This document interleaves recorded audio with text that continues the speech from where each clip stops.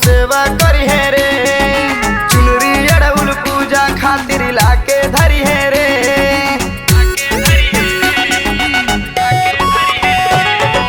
नवरात्र नव दिन तू सेवा करी है रे, चुनरी अड़उल पूजा खातिर लाके धरी है रे।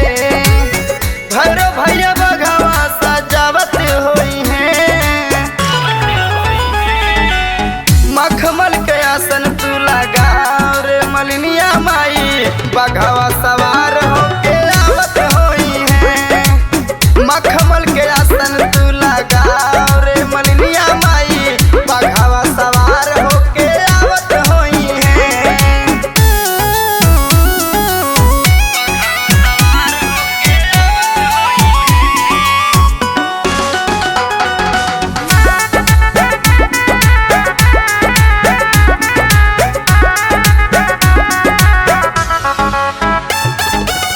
कर तैयारी निमिया गछिया लिया दे, भोगे खातिर पूरी हलवा जाके बना दे।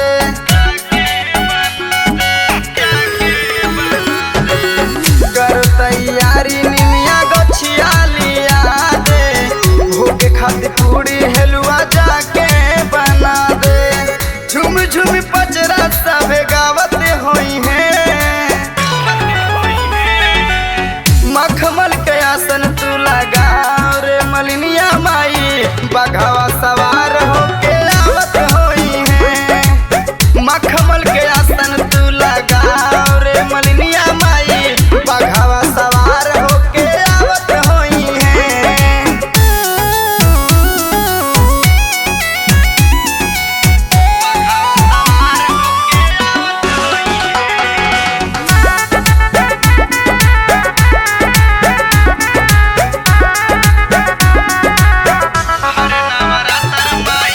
भर नवरात्र माई रही है हमारा गाँव में, आसन लगई है देहुनी मिया के छाँव में। भर नवरात्र माई आई है हमारा गाँव में, आसन लगई है देहुनी मिया के छाँव में। दुखियन के दुख के मिटावत होई है, मखमल के आसन तू लगा रे मलिनिया माई, बघवा सवार